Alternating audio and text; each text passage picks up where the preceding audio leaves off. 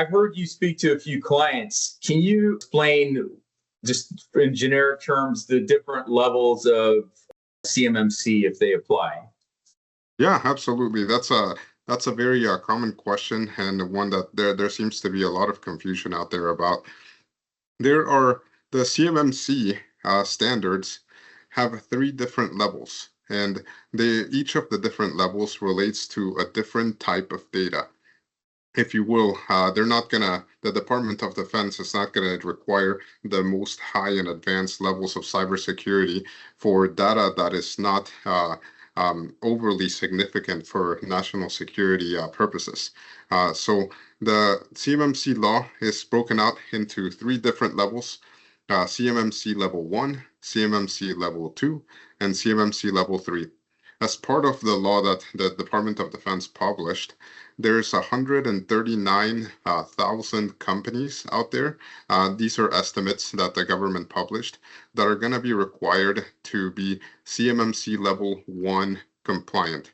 CMMC Level 1 is directly related to companies, organizations that do business with the Department of Defense that only deal with federal contract information.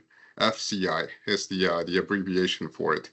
You can look up the definition of FCI. I know we'll do further episodes that will dive into that and talk more about FCI, give plenty of examples. But the Department of Defense said, if your organization is dealing with FCI, which is effectively every single organization that has contracts with the Department of Defense, then you need to be CMMC Level 1 compliant. And there is a set of standards that have to be met in order to be CMMC Level 1 compliant. For CMMC Level 2, which is where the bulk of a lot of companies are also going to have to meet, the Department of Defense published some numbers that over 80,000 companies that currently have contracts or are doing business with the Department of Defense are going to need to be CMMC Level 2 compliant. Now, unlike CMMC Level 1, CMMC Level 2 is a much more advanced cybersecurity maturity than Level 1. And Level 1 is not a piece of cake either, but Level 2 is certainly something else.